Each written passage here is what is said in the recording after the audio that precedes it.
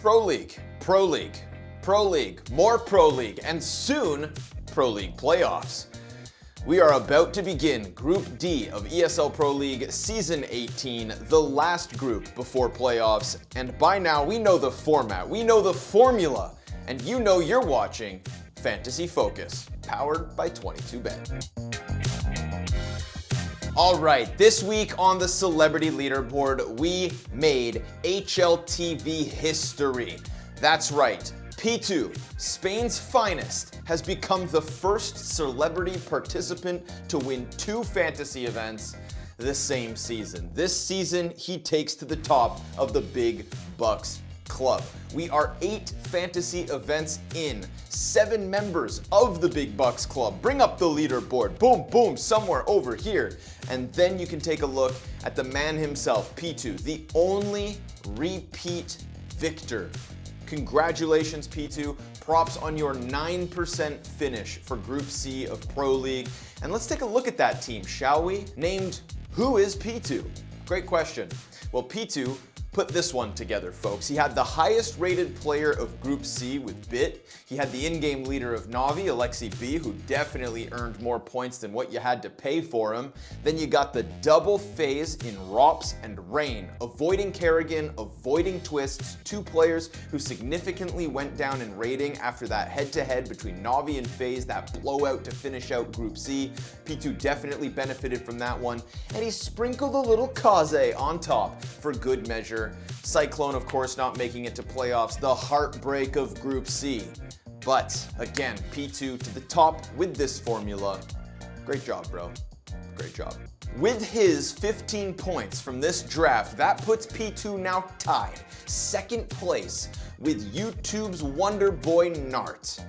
And of course, at the very, very top of that leaderboard, boom, boom, boom, boom, boom, bring it up. We've got Prof. Man, Prof, how's he done it? How has he managed to stay on top after another mediocre fantasy performance? You wanna know how? You wanna know why? Because the game is rigged. Yeah, the whole system is set up against you, and a guy like Prof is somehow fudging the numbers to stay up there. But don't worry, we're working hard behind the scenes, all right, behind the curtains to bring him down. Keep on trying, folks. Don't give up. We are halfway through the fantasy season, more or less. You may not have started off great, but you can still get there. All members of the top 5 now sitting above 80 points at the moment, and only 5 points separate 1st and 5th. I want to take a second and shout out Maui Snake as well. Maui Snake this week tied his 2nd best ever finish at top 16% again, and has earned 12 points as the 2nd best celebrity roster for Group C. All right, his team was very similar to P2's. Take a look, but his JL pick didn't quite match Bit, despite Crims significantly outperforming Kaze. Maui, you weren't quite there. A few more percents, bro. I see you. I see you, Maui Snake. Keep up that hustle.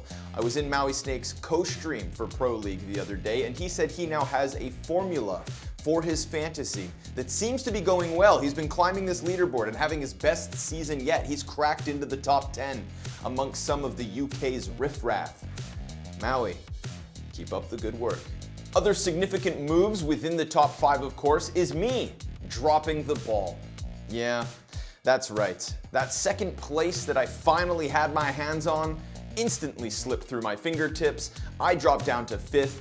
Maniac has closed that distance to the top where he seems to rightfully belong, and everybody's still looking for Lucy.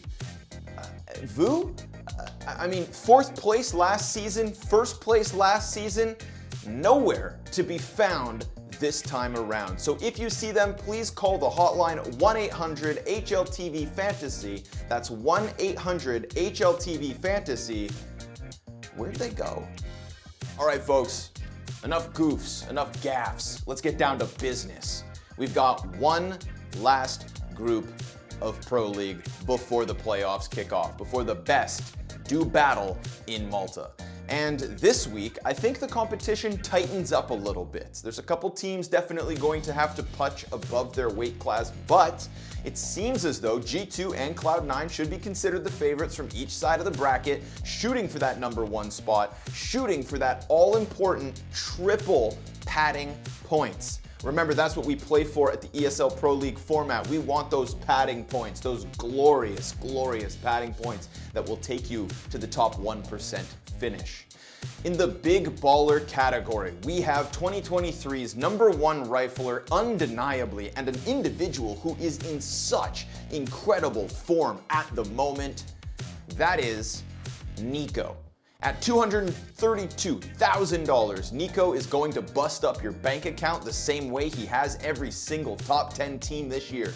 But if you stick him on the entry fragger or the multi-fragger role, you should be able to get your money's worth. Nico has not been disappointing. He hasn't been having off maps. This is a sea of green if you check out his most recent matches, and I expect that to continue. But if Nico's not your cup of tea, take a look at Shiro perhaps. Again, touted as the #1 player on Cloud9, known to be consistent, but I'm gonna argue ever since the inclusion of the Navi duo, Shiro hasn't really found that smooth groove as of yet.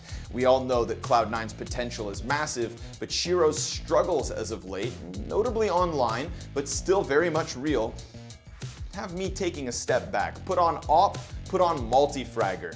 And again, it's a G2 option for choice #3, that'll be m0NESY. $219,000 seems pretty fair for a guy like m0NESY. Put him on AWP, put him on entry fragger, and you'll free up some selection elsewhere. If you happen to have a cheaper AWP, then definitely put him on entry. He is aggressive, but he will be competing with Nico for those opening kills.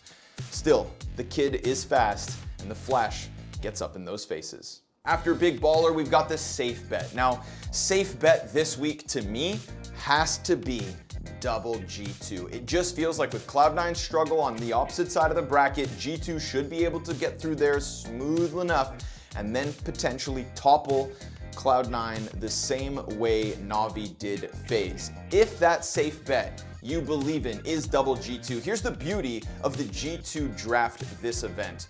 You can make a hell of a lot of combinations. You can take Nico and HooXi.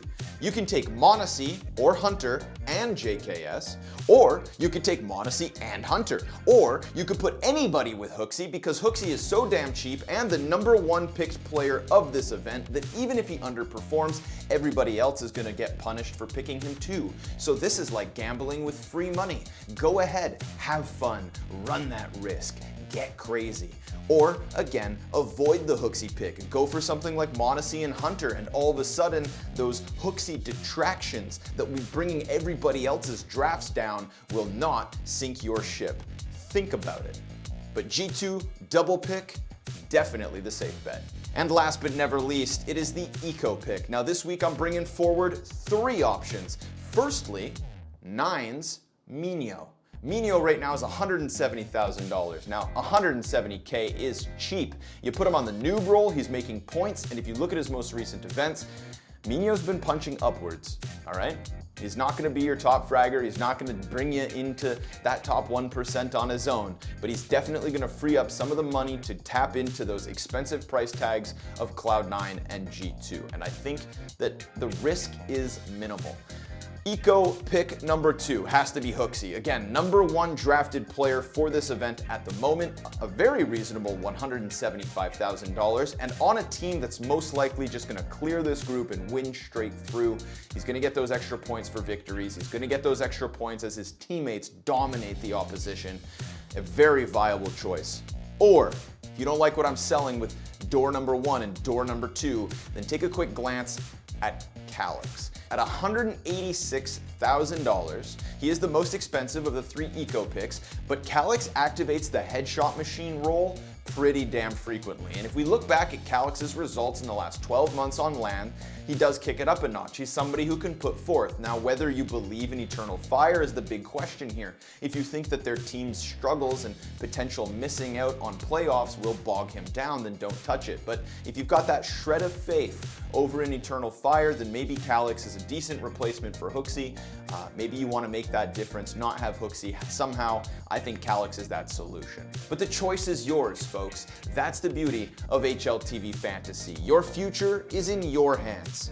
Choose wisely, and make sure to stay tuned every single time to Fantasy Focus. Powered by who? By 22Bet.